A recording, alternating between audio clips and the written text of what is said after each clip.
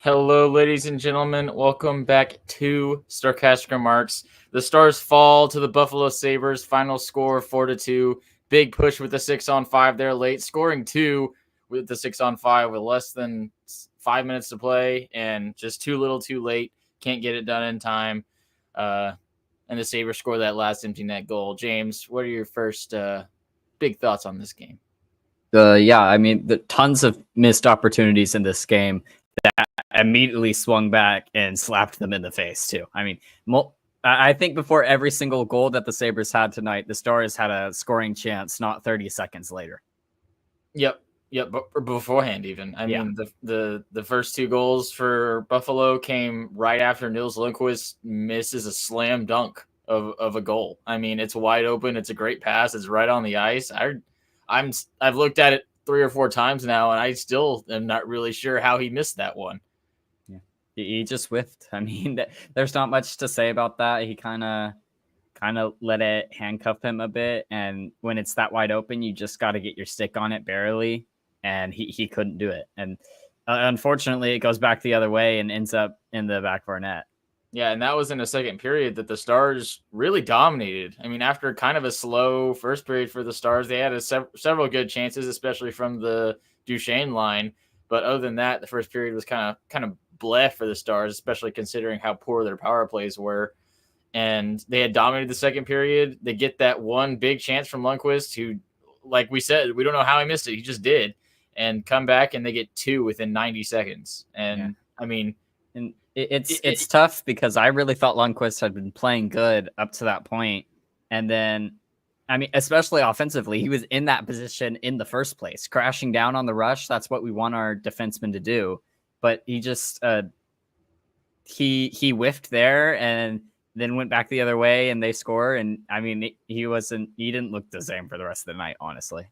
Yeah, and I hate to boil this game down to one play or to 2 minutes, but that's really what the game kind of came down to, was that huge momentum shift. The Stars were rolling second period. If they score that goal, I mean, I think the Stars roll right along with that and take this game, and it just doesn't happen. That's definitely the moment in the game that decided it, but it wasn't the only chance that the Stars had before that. There were plenty of opportunities before Lundqvist missed that open net, plenty of chances that either the Stars miss the net completely or they just take too long to take the shot. And there's credit to Ukko-Pekka Luukkonen there. He had a good game. He had a very good game, but the Stars should have scored many more goals against him. Yeah, agree. I thought he played really good. I don't think he had like a stellar stand on his head game. I feel like the Stars had a lot more chances that they either just missed on or, like you said, were just a little slow on. But that 2-minute segment in the second period, that was the turning point of the game for me. I think if Lundqvist taps that one in, like he will 99 out of 100 times, I think this game goes the other direction. Yeah. Well, the thing that really decides it is him missing it, and then the Sabres scoring right after it. Yeah, I mean, if the Stars find a way to fend off that next rush chance, then they can continue to control the game for the most part, and I mean they get more chances. So it's tough when you see so many people miss big opportunities, especially like Stankoven didn't have just one chance tonight. He had multiple, and Robertson had a couple chances tonight too, and Johnson had a couple chances tonight too. Sagan missed the net a couple of times. Marchment was close a couple of times as well. It's just it's too many close calls, and they should have scored one before the Sabres even had a chance. Too many shoulda, coulda, woulda. And we talked a lot about in those first couple of games when the Stars maybe didn't even have as good of looks as they had tonight, that the reason they won is because they got on the board first. And that's so important. It's so important in the NHL. You see, I think they said like 70% of teams that score first win the game. That's crazy. And that just shows how important it was. And while the Stars had the chance to take that, they didn't do it. And that really cost them here tonight. And then another sad thing before we talk about some of the good stuff that we saw, because there was some good stuff. That goal early in the third period from Tage Thompson, I mean, all the way across, and I don't know where Dumba kind of got lost on that play, I feel like, coming back into his own zone. Do you have any thoughts on that goal? Honestly, that was I chalk that more up to being a good goal for the Sabres. That they made very good passes and they passed it to their best player who slapped it. And yeah, it was a great shot for sure. That's his thing. It's to slap it from about that spot and score. And you give him that, he'll score that every single time. That's setting up your best player more than it is losing coverage, honestly. Yeah, I'll just give you that one. I think that's a good take by you, James. But like you said, all throughout the game, especially starting in that second period, in my opinion, Stars had so many chances and just couldn't get one to go. And I thought Stankoven, like, once again, was probably the Stars' best forward tonight. We've been saying that probably for half the games that they played so far, and he's just so snake bitten. I think he hits a crossbar tonight. He has several other chances to get stuff to go, and it's just not going. I don't really know what's going on. Yeah, I don't know. It's tough to say that a game is like on him when you play as well as you do, but like all of our scorers just didn't score, and they had chances to, and they didn't until it was way too late. Yep, Stankoven with 3 shots, Robertson with 3 shots, Johnson with 4 shots. Those are all your forwards with double-digit shots, and they all had amazing chances, and they all couldn't do their jobs. So and Miro Heiskanen has 7 shots on the night too. I did see that. Miro had many chances as well, and he played basically the whole game. There was during the timeout they were zoomed in on him at the end of the game, and he is just like gassed, and he's breathing so hard there. You could see how hard he's working, and it's just he can't even get a point right now, and that's a big part of this game too. It's like your scorers aren't working. And your defensemen weren't until a lucky fluky goal off of the Sabers. Yeah, that I wouldn't even. Yeah, I don't even know if you give that to Harley. I guess they have to technically for scoring reasons, but yikes, that was pretty fluky. Yeah, Miro Heiskanen, and on that he was getting. That was when they were on the 6-on-5. When you're talking about him getting that close up with him panting, he was out there pretty much for the full final 5 minutes of the game, which was insane. He took 1 less shift than Thomas Harley and played 4 more minutes than him. So that's a little ridiculous. Yeah, and he ends the night with a -3, a -2 if you take away the empty netter. I don't know. I thought he played fine. I'm really worried about his points being this far into the season, having no points at all. Definitely the power play being bad has something to do with that, but he hasn't looked as comfortable offensively for me, honestly. And that's something that him moving to his strong side we thought might unlock something, and it looks like the opposite so far. Yeah, and his struggles, especially on the power play, are pretty evident. I mean, he is the number 1 defenseman on the first unit, and he's just he's normally the one driving that, and I feel like with the Stars struggling on the power play so much, especially tonight, I mean, there was like a 30-second period where it looked good, yeah. And the rest of it was nothing. It was worse than 5-on-5. And during that 30-second period, they didn't get a shot. No. So their most dangerous looking portion of their power play didn't yield any chances, technically. Yeah. And that's really like that's another big part of the game too, is the Stars had 3 different opportunities on the power play when the game was tied as well, and when it felt like they had pressure. And every time they got on the power play, it felt like it killed momentum. And that was a huge thing for the Sabres too. They had their 1 power play. They didn't score on it, but they had a huge momentum coming out of that. I mean, they built a ton of speed out of that, just getting really good chances, things that should have gone in, and they carried that through the end of the second. Yep, and I think the Stars got more momentum after putting their 4th line out after their power plays than they did on their power plays. And that's shocking. That tells you how bad it was. The power plays were the power play lines rather were put in a blender a little bit. We saw some very strange combinations we've never seen before. I think Rope and Robo were on different units, which is shocking. Those guys haven't been separated pretty much since they both broke out into this league. Mm-hmm. So to me, that's just telling me they have no idea what's going on in the power play, the coaching staff. And I'm really worried about it. And I'm really frustrated about it, especially since it was such a big reason the Stars lost the Edmonton series, to go through that entire offseason and not have an answer to losing Joe Pavelski. It just seems shocking to me. Yeah, and it's not just the the units, and it feels like they don't know where they're going. It's like the players don't know where they're going with the puck either. Absolutely. And that's why they're getting crashed on so fast. That's why Edmonton's hyper aggressive style worked against the Stars, is because there's not an answer, it feels like, to pass to right away for the players. They're always looking for the option, whereas normally there's an open player when you're on the power play. Yeah, I've hit on this a couple times so far this season, but the lack of movement, like of players without the puck moving during our power play, is absolutely shocking. I mean, it looks like a basketball team playing against a zone. They're just standing on the outside, hoping that nobody jumps in their passing lane and takes the puck. It's really baffling. I absolutely hate it. You look at other power plays in this league. The three guys on the opposite side of the puck on the offside are cycling almost the entire time. There's so much movement on these top power plays in the league, and there's absolutely none on the Stars power play. They're relying on hopefully getting a pass to a bumper guy who always has 4 guys all the way around him, and they're hoping that he can get a one-touch pass and then a one-timer. It's just, it is such wishful thinking. It is uncreative with a bunch of really gifted, creative, offensive guys, and it's really frustrating. I mean, something has to change on the power play. We've talked about Steve Spott's inability to make adjustments. There's been no changes to the power play at all, other than the personnel. Even tonight, the power play looked the exact same. They just changed the personnel. Something has to change. You can't keep doing this. And it shows how the 6-on-5 shows how skilled our players are. They get on the 6-on-5. They scored 2 goals in 4 minutes. I mean, we pulled the goalie at 6 minutes. We got a lucky one to bounce in.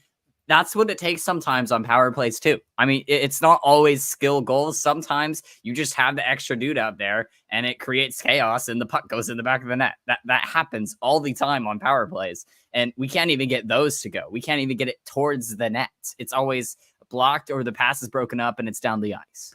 Yeah.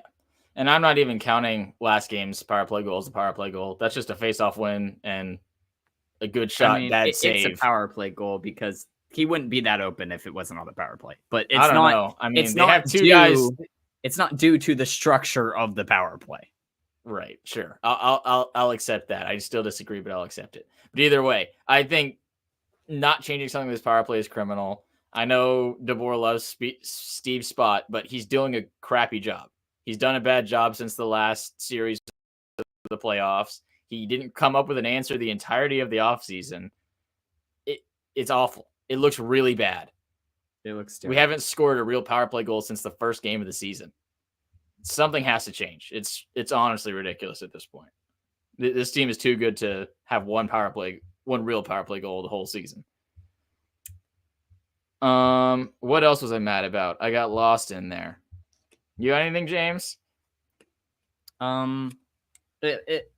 Just the fact that like we needed our best players to do something, and it felt like they weren't the ones doing things when we were struggling. It really was the 4th line and even the 3rd line that was driving more than the top 2 lines on our team tonight. And that's something that can't really happen when you're struggling to score as well. Someone has to be able to at least get a chance on goal or something. And it just, like I said, it was more from Stankoven, which, like, great, he's playing amazing, but we need more from Hintz and Robertson in these types of games. Yep. Other thing I forgot to mention, probably should have mentioned this off the top. We did have our first fully healthy lineup, assuming they're all actually healthy. And tonight we saw Oscar Beck come out for the first time this season, and we saw the 3rd line and 4th line pretty much just shuffling who the winger is going to be on the right side for them all game. We saw Bork, we saw Dodonov, and we saw actually Sam Steele up there for a little bit. Any thoughts on that? If anyone stood out to you? To me, they all pretty much look pretty much the same. Yeah. I kind of liked Bork centering the bottom line. I felt like I noticed him a lot more there. I noticed him skating harder in that center position, even though he's on the 4th line. I thought that's the best I've seen him play. And part of that could be that he's just finally getting back up to speed from being injured and starting the season late. But I thought Bork had his best game as a Star. Good. Another thing we need to talk about a little bit. Otter, he had some big saves tonight, like some really timely ones, especially late in the third period. That 3-shot kind of cluster there, where I don't know what our defensemen were doing, but they couldn't clear it out, and he couldn't hold on to one really. He kind of comes down to earth a little bit tonight from his first 4 starts. He finishes an 875. Still a couple, like I said, of really big clutch saves. So I thought he played fine. I don't think he had his best stuff. Gave up a little bit more rebounds than normal, maybe. But other than that, he played good enough to win this game, in my opinion. Yeah, like you said, giving up a little bit more rebounds. I think that comes from not seeing the puck as well as he had in previous tilts. And really, what's he supposed to do on any of them after it happens? I mean, one of them's just across the ice on a 2-on-1. The other one's across the ice on a 3-on-2, and the other one deflects off the crossbar and gets dunked from behind, knocked out of the air. Yeah, he doesn't even see it. So the only way that I'd be like, okay, maybe he wasn't having a great night was it was early and Harley had to stop one on the blue line from going in. And that's one where it's like, he normally doesn't get lost like that, but he was swimming early in this game.